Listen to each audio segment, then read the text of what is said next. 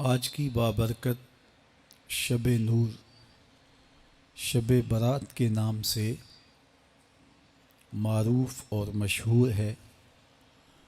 اس بابرکت شب کے دامن میں اتنی برکتیں اور اتنی رحمتیں ہیں کہ اللہ جل شانہ گناہ گاروں کو جہنم کی آگ سے آزاد فرما دیتا ہے۔ ام المومنین سیدہ طیبہ طاہرہ سیدہ عائشہ صدیقہ رضی اللہ تعالی عنہا فرماتی ہیں، ایک دن میں دیکھا کہ حضور میرے حجرہ میں نہیں ہیں، تو میں حضور کو تلاش کرنے نکلی۔ جنت البقیع میں آسمان کی طرف سر اٹھائے حضور اللہ سے التجائیں کر رہے تھے۔ مجھے دیکھا تو ارشاد فرمایا، عائشہ کیا تم نے یہ سمجھا کہ اللہ کا رسول تم سے زیادتی کرے گا؟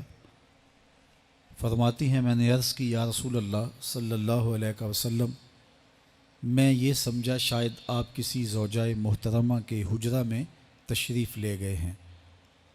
فرمایا آج لیلۃ النصف من شعبان، شعبان کی 15ویں رات ہے، درمیانی شب ہے۔ اس رات کو اللہ تعالیٰ جل شانہ آسمان دنیا پہ نزول اجلال فرماتا ہے اور قبیلہ بنو کلب کی بکریوں کے بالوں سے زیادہ لوگوں کو جہنم کی آگ سے آزاد کر دیتا ہے۔ قبیلہ بنو کلب عرب کا بہت بڑا قبیلہ تھا جو بھیڑ بکریاں پالتے تھے اور لاکھوں کی تعداد میں ان کی بکریوں اور بھیڑوں کے ریوڑ تھے۔ تو اس قبیلے کی بکریوں کے بالوں سے بھی زیادہ گناہ گاروں کو جہنم کی آگ سے آزاد کر دیا جاتا ہے۔ تو یہ وہ بابرکت شب رحمت ہے، شب نور ہے، جس کے دامن میں اتنی برکتیں ہیں کہ کوئی محروم نہیں رہتا۔ صرف وہ بد نصیب لوگ جو شرک میں مبتلا ہیں، جو سخت کینہ پرور ہیں، جو قطع رحمی کرتے ہیں، قاتل ہیں، عادی شرابی یا بدکار ہیں، انہیں اس مبارک رات میں محروم رکھا جاتا ہے، ورنہ اللہ کی رحمتوں کا عموم اس بابرکت راتوں میں اس قدر ہوتا ہے کہ کوئی گناہ گار جو اس کے حضور ہاتھ دعا کے لیے اٹھاتا ہے اور اپنا دامن پھیلا کے اس کی رحمتیں مانگتا ہے، اسے محروم نہیں رکھا جاتا، بلکہ اللہ سب گناہ گاروں کو جہنم کی آگ سے آزاد کر دیتا ہے۔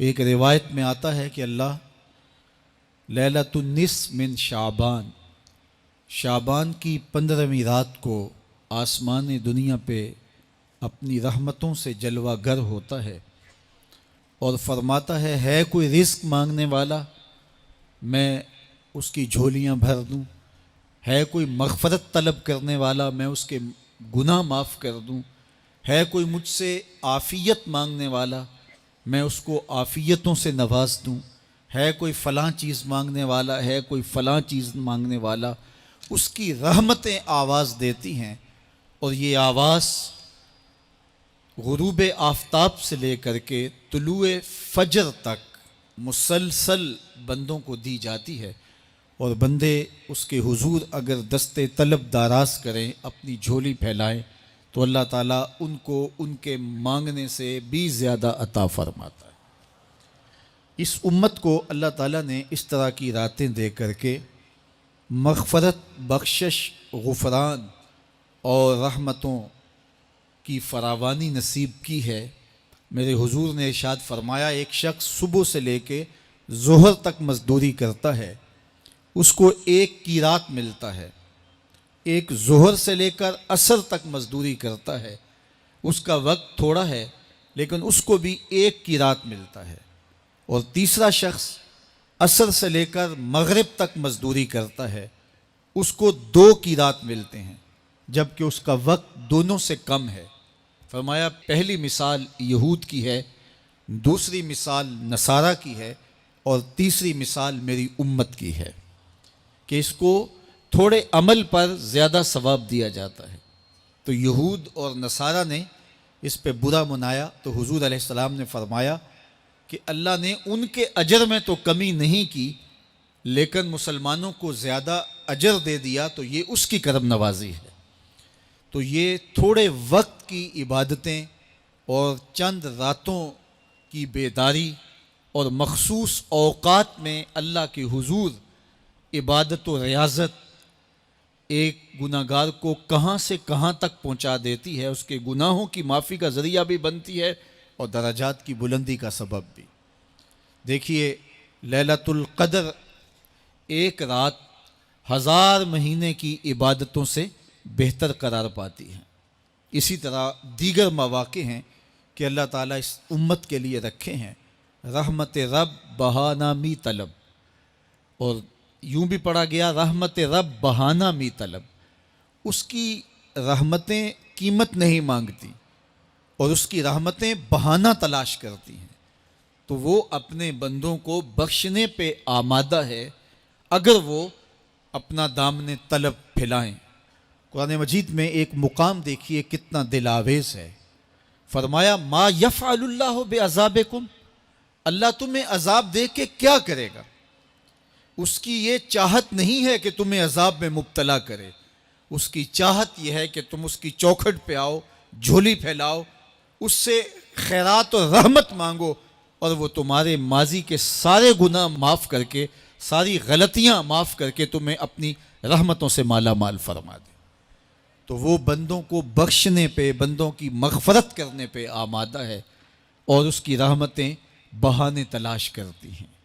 اللہ اکبر۔ اور دوسری جانب اس کے بندے، اس کے مملوک، اس کی مخلوق، اور مخلوق کی گناہ گار اور نیکوکار اس کی رحمتوں کے طالب ہوتے ہیں، بلکہ وہ گناہ کرنے کے بعد جب معافی مانگتے ہیں تو اللہ کو یہ معافی بہت پسند ہے۔ معافی مانگنا، اس کے حضور اپنے دامن کو پھیلانا، وہ اس کو بہت زیادہ محبوب ہے۔ انسان کی فطرت کے اندر گناہ رکھا گیا ہے۔ آگ، ہوا، مٹی، پانی، یہ ان 4 چیزوں کا مرکب ہے۔ اس کے جو عناصر ہیں اس میں کبھی اعتدال قائم نہیں رہتا اور اس سے گناہ سرزد ہو جاتے ہیں۔ گناہ کرنے کے بعد بندے کا اس گناہ پہ اصرار کرنا، اڑ جانا، ضد کرنا، توبہ نہ کرنا، اللہ کو یہ پسند نہیں۔ لیکن اگر اس سے گناہ سرزد ہو جائے تو پھر وہ توبہ کر لے تو اللہ کو یہ بہت زیادہ پسند ہے۔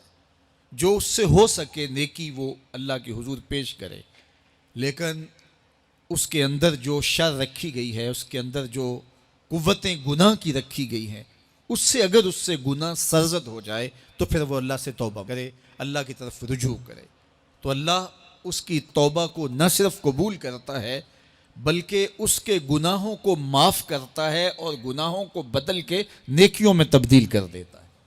جب گناہ نیکیوں میں تبدیل ہو گئے تو جتنا بڑا گناہ گار تھا اتنا بڑا نیکوکار ہو گیا۔ حضرت سیدنا عمر رضی اللہ تعالیٰ عنہ بازار میں جا رہے تھے تو ایک شرابی نے ہاتھ میں بوتل پکڑی تھی شراب کی، تو حضرت عمر ہاتھ میں درہ رکھتے تھے اور آپ کا جاہ و جلال دیدنیت ہوتا، تو جو ہی حضرت عمر رضی اللہ تعالیٰ عنہ کو اس نے دیکھا تو ڈر گیا اور دل ہی دل میں کہا، اے اللہ آج عمر کے قہر سے بچا لے، میں تیری بارگاہ میں سچی توبہ کرتا ہوں، اور جلدی سے شراب کو بغل میں چھپا لیا۔ اتنے میں حضرت عمر سر پہ پہنچ گئے اور گرج کر کڑک کے کہا کہ یہ تیری بغل میں کیا ہے؟ چونکہ اس کو بوتل چھپاتے دیکھا تھا تو وہ ڈر گیا اور ڈرتے ڈرتے کہنے لگا، حضرت یہ سرکہ ہے۔ اب تھی تو شراب، لیکن ڈرتے ہوئے بولا، حضرت سرکہ ہے۔ تو حضرت عمر نے کہا، نکال۔ جب نکالا تو شراب نہیں تھی، واقعی سرکہ بن چکا تھا۔ تو جب اللہ کے حضور کوئی توبہ کرتا ہے، اللہ اس کے گناہوں کو بدل کے نیکیوں میں تبدیل کر دیتا ہے۔ حدیث پاک میں آتا ہے کہ قیامت کے دن اللہ ایک شخص کو کہے گا کہ اپنا نامہ اعمال پڑھ، تو وہ نامہ اعمال پڑھنے لگ جائے گا۔ تو نامہ اعمال کے اندر چھوٹے گناہ بھی ہوں گے، بڑے گناہ بھی ہوں گے، تو اللہ سے حیا کرتے ہوئے، شرم کرتے ہوئے وہ بڑے بڑے گناہوں کو چھوڑتا جائے گا اور چھوٹے چھوٹے گناہوں کو پڑھتا رہے گا۔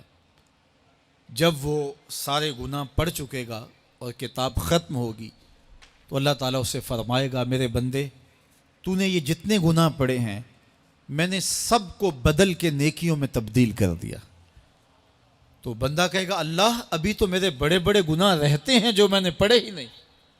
فَضَحِكَ النَّبِيُّ حَتَّى بَدَتْ أَنْيَابُهُ، حضور جب یہ بیان فرما رہے تھے تو حضور اتنا مسکرائے کہ صحابہ نے حضور کی داڑھیں دیکھ لی۔ تو پہلے وہ بڑے بڑے گناہ چھوڑے جا رہا تھا، لیکن جب اللہ فرمائے گا کہ میں تیرے گناہوں کو بدل کے نیکیوں میں تبدیل کر دیا، تو وہ کہے گا ابھی تو بڑے بڑے گناہ رہتے ہیں جو میں نے ابھی پڑھے ہی نہیں۔ تو جب کوئی بندہ اس کے حضور توبہ کرتا ہے، اللہ یہ نہیں دیکھتا اس نے گناہ کتنے کیے ہیں، یہ دیکھتا ہے بندہ آیا میری چوکھٹ پہ ہے تو اللہ اس کے پچھلے سارے گناہ معاف فرما دیتا ہے۔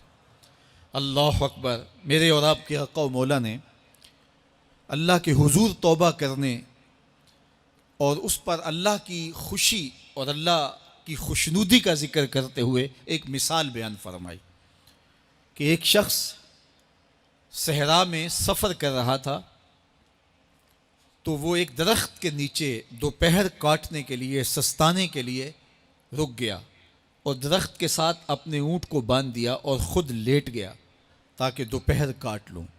تھوڑی دیر کے بعد جب اس کی آنکھ کھلی تو اس نے کیا دیکھا کہ اونٹ ماں ساز و سامان کے ساتھ غائب ہے۔ اب صحرا میں اونٹ کا گم ہو جانا گویا زندگی چلے جانے کے مترادف ہے۔ تو اس نے دائیں بائیں بھاگ دوڑ کے دیکھا کہ کہیں اونٹ کا نشان مل جائے، لیکن اونٹ کا نشان نہیں ملا۔ تا حد نظر کوئی انسانی آبادی نہیں۔ وہ بھاگا اور تھک ہار کے دوبارہ اسی درخت کے نیچے بیٹھ گیا اور پیاس سے ہلکان ہوا جا رہا تھا اور درخت کے ساتھ ٹیک لگا کے لیٹ گیا اور موت کا انتظار کرنے لگا۔ جن لوگوں نے صحرا کا سفر کیا ہے ان کو اس بات کا اندازہ ہوگا کہ کئی 100 میل تک انسانی آبادی ہی نہیں، اب نہ کچھ کھانے کے لیے بچا نہ کچھ پینے کے لیے بچا، اونٹ بھی غائب ہو گیا، توشا بھی ساتھ ہی چلا گیا، تو اب ظاہر ہے سیدھی موت ہی نظر آ رہی ہے۔ تو وہ اس درخت کے ساتھ ٹیک لگا کے بیٹھ جاتا ہے اور موت کا منتظر ہوتا ہے۔ تھوڑی دیر کے بعد پھر اس کی دوبارہ آنکھ لگ جاتی ہے۔ جب دوبارہ آنکھ لگتی ہے تو تھوڑی دیر بعد پھر آنکھ کھلتی ہے۔ جب دوبارہ آنکھ کھلتی ہے تو دیکھتا ہے کہ اونٹ جو گما تھا ماں ساز و سامان کے اس کے پاس کھڑا ہے۔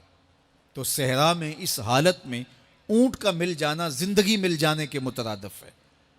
تو وہ اتنا خوش ہوا کہ خوشی کی انتہا نہ رہی، بلکہ مسرتوں کے ہجوم میں درک گیا اور کہنے کیا لگا، اللہم انت عبدی وانا ربک، اے اللہ تو میرا بندہ اور میں تیرا رب۔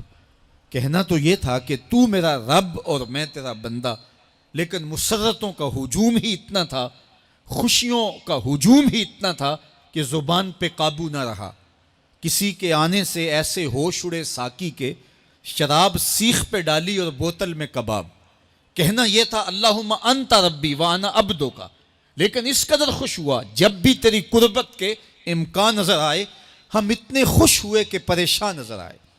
تو کہنا یہ تھا کہ اے اللہ تو میرا رب اور میں تیرا بندہ، لیکن خوشیوں کے ہجوم میں وہ کہتا ہے اللہم انت عبدی وانا ربک، اے اللہ تو میرا بندہ اور میں تیرا رب۔ حضور یہ بات بیان کرنے کے بعد صحابہ سے پوچھتے ہیں کہ ذرا بتاؤ اس بندے کو کتنی خوشی ہوئی کہ خوشی میں زبان بھی قابو نہ رہی اور اپنے آپ پہ کنٹرول نہ رہا، اور خوشیوں کے ہجوم میں اسے یہ بھی پتہ نہیں چل رہا کہ وہ کیا بول رہا ہے۔ تو صحابہ نے عرض کی حضور بہت زیادہ اسے خوشی ہوئی۔ تو میرے حضور نے یہ بات کرنے کے بعد ارشاد فرمایا، جس طرح اس کو گما ہوا اونٹ ملا اور اس کی خوشی کی انتہا نہ رہی، تو فرمایا جب کوئی شخص توبہ کرتا ہے اور اللہ کی حضور پلٹ کے آتا ہے، گناہوں سے معافی مانگ کے اس کی دہلیز پہ آتا ہے، میرے حضور نے فرمایا اللہ اس سے بھی زیادہ خوش ہوتا ہے کہ میرا بندہ میری چوکھٹ پہ آ گیا ہے۔ تو وہ یہ چاہتا نہیں کہ اپنے بندوں کو عذاب دوں، وہ خود آگ میں چھلانگے لگائیں تو اس کی مرضی، اگر گناہ سرزد بھی ہو گیا ہے تو کوئی بات نہیں، معافی مانگ لی جائے۔ سکھانا ہے، جب بولنا ہے تو حضور کے طریقے سے بولنا ہے، جب لیٹنا ہے تو حضور کے طریقے سے لیٹنا ہے، جب کھانا ہے تو حضور کے طریقے سے کھانا ہے، جب بچوں سے بات کرے گا تو حضور کے طریقے سے بات کرے گا، جب بیوی کے ساتھ پیش آئے گا تو حضور کے طریقے کے ساتھ پیش آئے گا، جب جو ہے خلوت میں ہوگا تو رسول اللہ کے طریقے پر ہوگا، جب جلوت میں لوگوں کے سامنے ہوگا تو رسول اللہ کے طریقے پر ہوگا، اگر وہ راستے سے جائے گا تو رسول اللہ کے طریقے پر وہ چلتا ہوا جائے گا، جب وہ بازار جائے گا تو رسول اللہ کے بتائے ہوئے طریقے سے بازار سے گزرے گا، جب وہ جو لوگوں کے ساتھ مشاورت کرے گا تو وہ رسول اللہ کے بتائے ہوئے طریقے پر عمل کرتے ہوئے کرے گا،